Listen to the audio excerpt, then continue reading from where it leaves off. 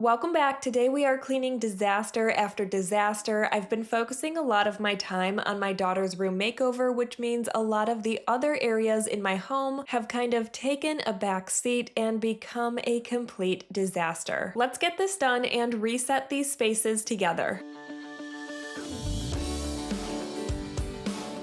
I'm starting in my master bedroom, focusing on getting all of the laundry picked up first. One thing that really helps me get going if I'm struggling on where to start is my visual first rule. In this case, it was the laundry. Basically, you just look around the space and focus on what catches your eye the most, whether that be a very cluttered surface, some larger objects, or in my case, all of the laundry everywhere. Just focus on whatever is catching my eye the most, and usually one thing leads to another. It just helps give you that little push of motivation you need to get going. This rule helps a lot because as soon as you can see some progress being made, it encourages your brain to keep going. And just like what happened to me here, I started picking up all of the laundry, then I noticed the change that started to happen on this side of my room, which encouraged me to continue cleaning up this side of the room before moving on. So I'm continuing on in my bedroom, and I will be washing and folding a lot of laundry in today's video. If I'm not continuously washing, drying, folding, and putting away laundry on a daily basis, I end up in the situation here where we have clean piles and dirty piles. My kids' dirty laundry baskets are full, their clean laundry baskets are full, there's a dirty basket downstairs that needs to be washed, tons of towels for the pool that need to be washed. I even have blankets and sheets that need to be washed. It just feels like an endless flow of laundry right now, so we are going to get through as much as possible periodically throughout this video. Take this as your reminder to switch the laundry that is in your washer into your dryer before you have to re-wash it like I have had to do a number of times.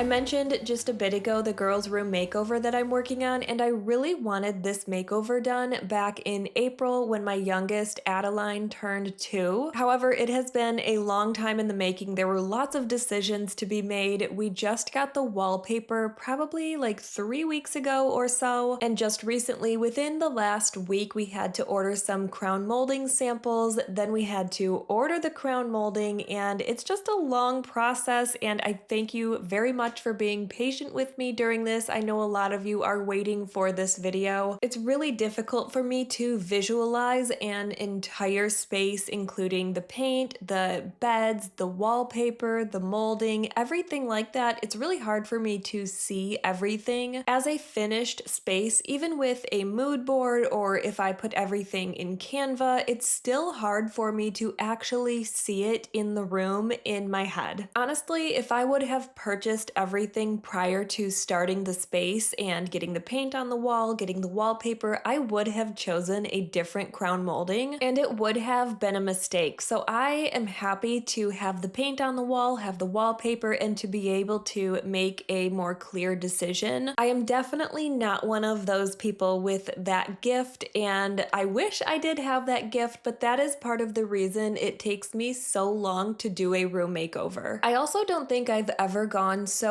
big and bold with a makeover. This is a complete design change, and it's more than I've ever done. Usually I just put some paint on the wall, add a few new furniture pieces to the room, maybe some light fixtures or a chandelier or something like that, and call it a day. This is much more. It's completely changing the space.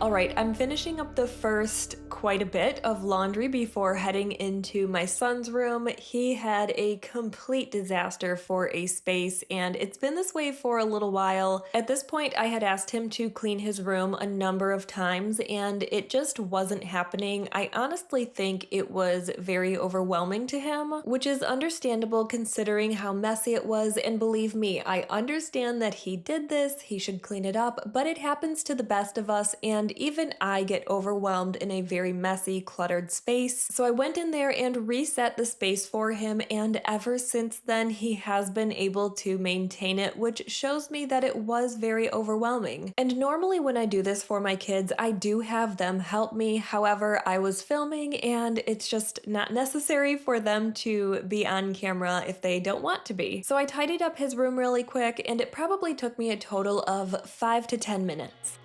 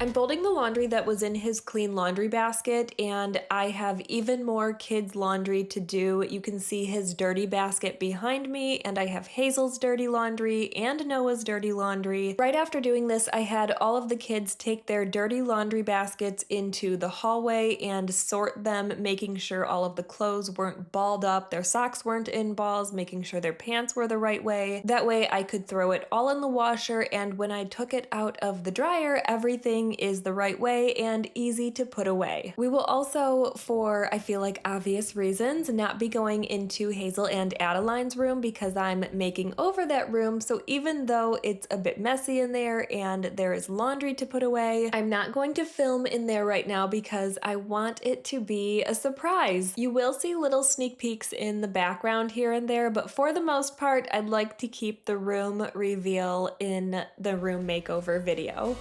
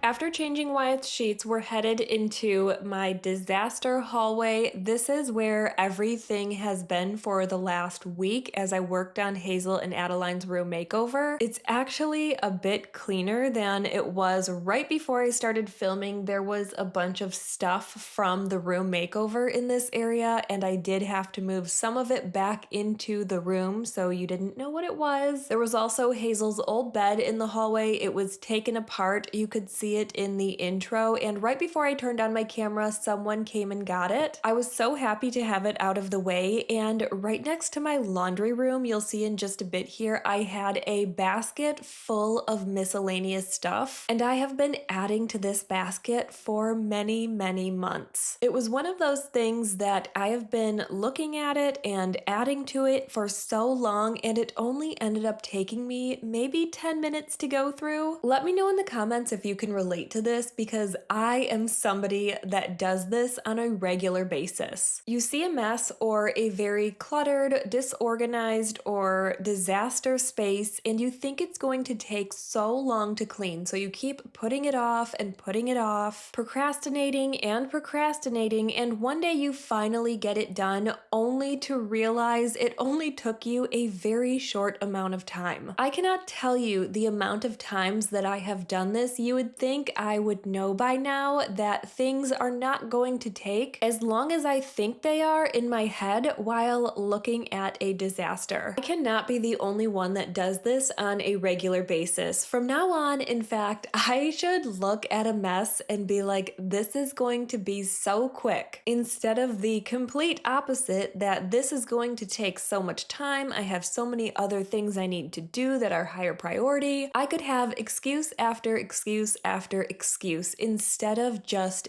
getting it done. Yes, I am absolutely calling myself out right now, so if you have an area in your home that you've been looking at that feels really overwhelming, just get it done. Don't be like me. If you can relate to this, let's together as a supportive community work on our I'm going to do this now mindset instead of I'll get to this later mindset. As I finish up in the hallway, I'm going to vacuum in the hallway, then I'm also going to vacuum in Wyatt's room because even though I cleaned in there, I did not vacuum in there. My youngest was napping and I didn't want to wake her up, so we're going to vacuum in there as well before heading into my kids' bathroom.